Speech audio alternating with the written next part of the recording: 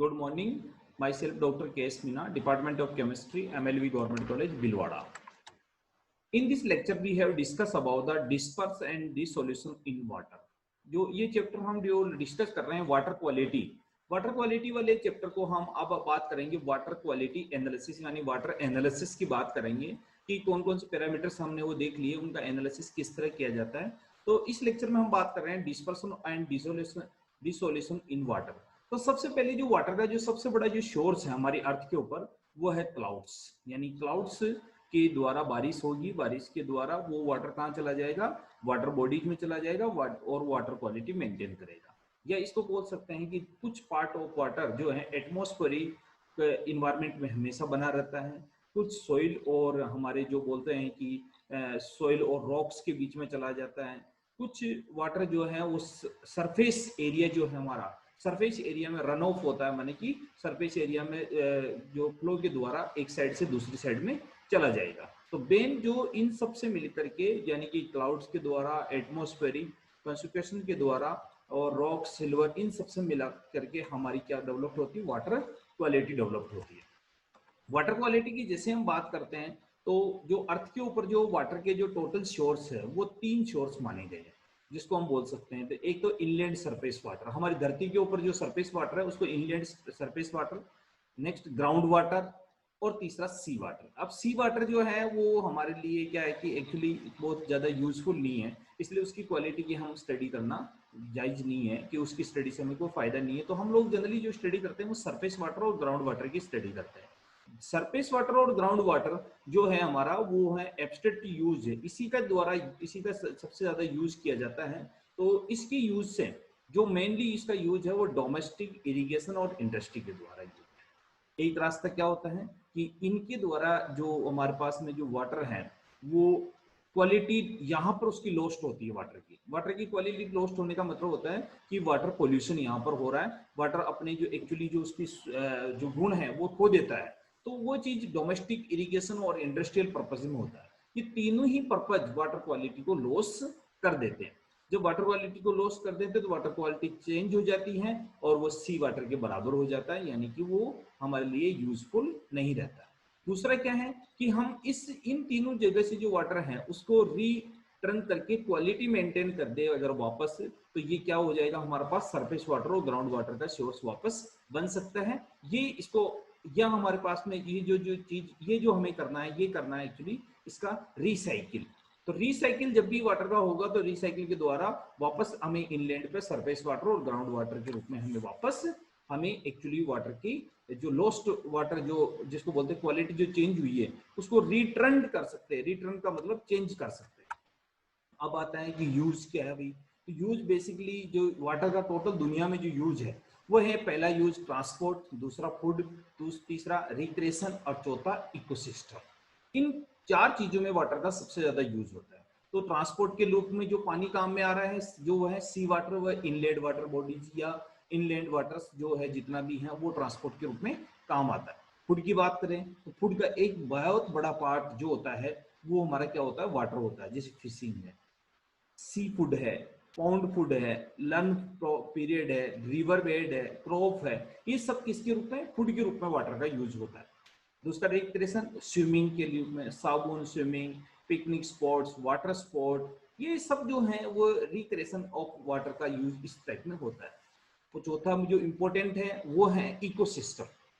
हमारी धरती पे जितने भी जीव जंतु पेड़ पौधे जो रह रहे हैं वो आपस में एक दूसरे से इंटरकनेक्ट है फूड चेन फूड वेब के द्वारा, उसको हम बोलते हैं इकोसिस्टम। तो इसको बोलते हैं कन्वर्जेशन। कन्वर्जेशन जो होता है रीजंक्शन, टेक्निकल इंटरफेरेंस, टेक्नोलॉजिकल इन्वर्टेशन, इन टोटल पॉइंट्स के द्वारा हम इकोसिस्टम को डिफाइन करते हैं कि वाटर का इकोसिस्टम के रूप में इसका यूज होता है। इफेक्ट जिसको बात करते हैं, adverse effect of impurities. Impurities तकलीफ क्या हो रही है, क्या जरूरत है इम्प्योरिटीज की इतनी बड़ी बात करने की।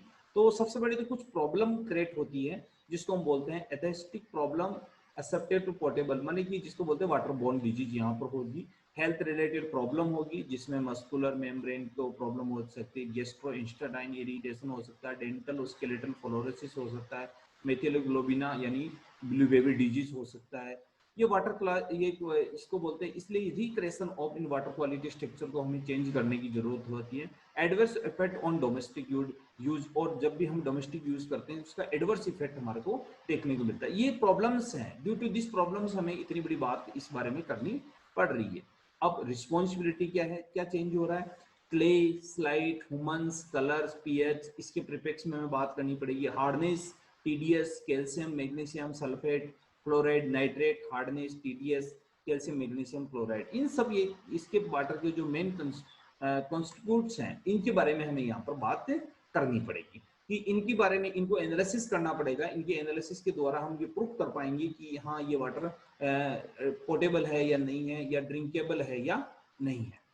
इसके बाद में आती है एडवर्स इफेक्ट में, इसी के साथ में बात करते चलते हैं अपन आगे कि जैसे इसकी बात करें तो इसमें वाटर बॉडीज की प्रॉब्लम है, टेस्ट चेंज हो जाता है, कोरोजन्स हो जाता है पाइप में जो वाटर की इम्प्योरिटीज के कारण, प्रोमोटर्स फ्रॉम बैक्टीरिया प्रमोट होते हैं, corrosion water supply system disturb हो जाता है, क्रोनोलॉजिकल इफेक्ट होते हैं जो कि एक टॉक्सिक इफेक्ट आ जाते हैं, formation of the chloroform chlorine, ये क्लोरोफॉर्म का फॉर्मेशन यानी फोटोसिंथेसिस की रेट ऑफ फोटोसिंथेसिस डिस्टर्ब हो जाती है, इम्पैक्ट जिसको बोल सकते हैं टेस्ट, ऑर्डर, इन सब में चेंज हो जाता है, वाटर बोर्न डिजीज, जल से पैदा होने वाली बीमारियां पैदा होती है।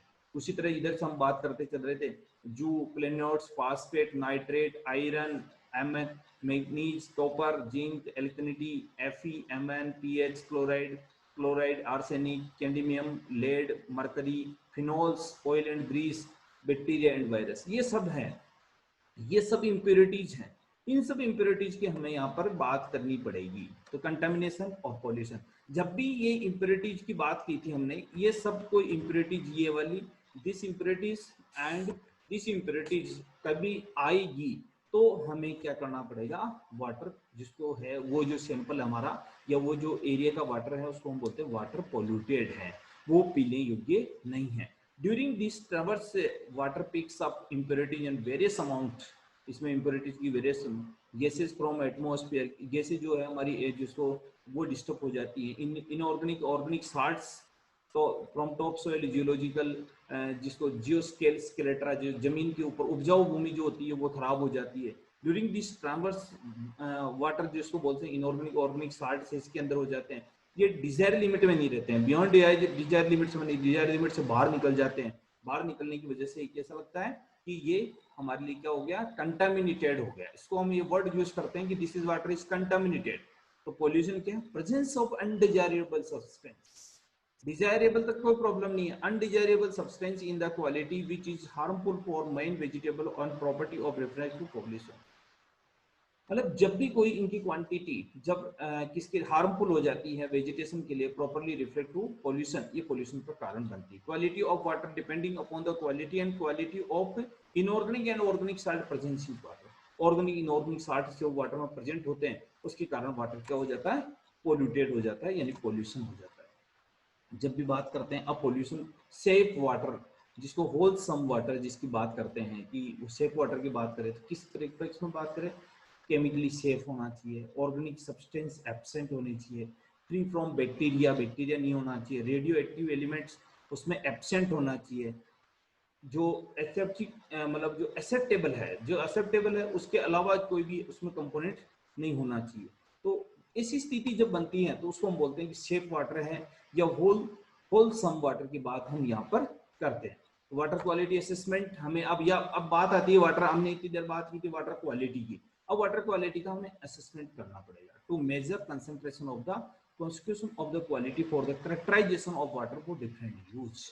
अलग अलग यूज के लिए, जैसे डोमेस्टिक यूज के लिए वाटर का अलग कैरेक्टराइजेशन होगा, इंडस्ट्रियल यूज के लिए अलग कैरेक्टराइजेशन होगा, और हमारा जो ड्रिंकेबल मानी पोर्टेबल यूज के लिए अलग कैरेक्टराइजेशन होगा। तो इसका कैरेक्टराइजेशन करना पड़ेगा of the various parameters in portable water, few from objectionable even when present in very small quantity.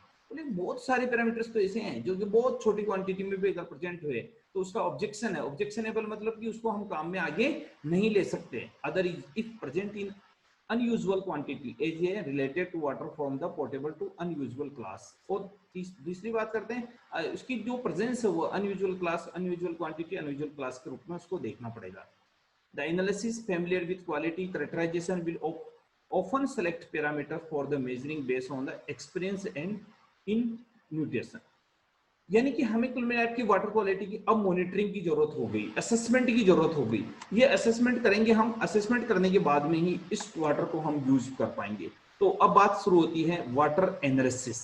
तो वाटर एनालिसिस कैसे किया जा सकता है? मॉनिटरिंग के मतलब वाटर एनालिसिस की बात जब भी करेंगे तो हमें सबसे पहले क्या होगा, उस जगह से कुछ फैक्टर्स को ध्यान में रखना पड़ेगा वाटर एनालिसिस के लिए। की फीचर्स या बोल सकते हैं, की फैक्टर्स बोल सकते हैं। सबसे पहला फैक्टर आता है sampling. Sampling, selection of parameter. अब सैंपलिंग हमने कर ली, हमें पहले सैंपल लेना है, उस जगह का सैंपल लेना है। सैंपलिंग ऑफ पैरामीटर्स का मतलब हो गया सिलेक्शन ऑफ पैरामीटर। हमें कौन सी पैरामीटर की स्टडी करनी है? अरे भाई बायोलॉजी का स्टूडेंट होगा तो बीओडी डीओ की स्टडी उसको करनी पड़ेगी। केमिस्ट्री का स्टूडेंट होगा तो 11 12 पैरामीटर्स, इनऑर्गेनिक पैरामीटर्स को उसको सबसे पहले बार डिस्कस करेगा। तो उसकी प्रायोरिटी क्या है, हम पहले हमें फिक्स करना पड़ेगा कि हम उसको कैसे करेंगे। तो उसके लिए क्या करना पड़ेगा, selection of parameter, prescription, accuracy to method select, और एक्यूरेट मेथड सेलेक्ट करना पड़ेगा। एक्यूरेट मेथड का मतलब जो रिलायबल हो, जिसके रिजल्ट रिलायबल हो, वो मेथड हमें सिलेक्ट करना पड़ेगा, उस मेथड को ही हम यूज कर पाएंगे। अब उसके बाद में हम क्या करेंगे, सैंपल ले लेंगे। सैंपल लेने के बाद में प्रॉपर लेबलिंग करेंगे, उसके ऊपर कुछ ना कुछ स्टिकर हमें लगाना पड़ेगा कि हमने ये सैंपल कहाँ से लिया, किस जगह से लिया, कब लिया, कौन सी डेट को लिया, इसकी लोकेशन क्या है और कितने बजे लिया। ये हमें उस पर लेबलिंग करनी पड़ेगी। लेबलिंग के बाद में रिपोर्टिंग द वैल्यू, यानी कि इसको बोले उस सैंपल को वहां से लेकर के, सैंपलिंग साइट से लेकर के। अब यहाँ पर हमारे पास में फ्रीडम होती है कि कुछ पैरामीटर्स को हम सैंपलिंग साइट पे स्टडी कर सकते हैं। जैसे हम टेम्परेचर सैंपलिंग साइट से ले सकते हैं, टेम्परेचर को हम देख सकते हैं, पीएच चाहे तो हम सैंपलिंग साइट पर भी देख सकते हैं। इसलिए कुछ पैरामीटर्स को हम सैंपलिंग साइट पे देख सकते हैं, बाकी हमें वहां से लेकर के हमारी लेबोरेटरी में लाना पड़ेगा। लेबोरेटरी में लाने इसको प्रिजर्व करना पड़ेगा। प्रजोर्ड बीओडी है तो बीओडी इक्यूबेटर में हमें प्रजोर्ड करना पड़ेगा। बीओडी बोतल में हम सैंपल लेके आए तो उसको प्रजोर्ड करने के बाद में रिपोर्टिंग, और उसके बाद में उसकी हमें रिपोर्टिंग द वैल्यूज, उसके बाद एनालिसिस करके उसकी वैल्यू को हमें रिपोर्ट करना पड़ेगा। ये हमारी एक मेथोडोलॉजी है जिसके द्वारा हम वाटर एनालिसिस कर पाएंगे। वाटर एनालिसिस के स्टेप्स है कि आपको पहले सैंपल लाना है, सैंपल ला करके दिस टाइप ऑफ वर्क आपको करना है। Thank you.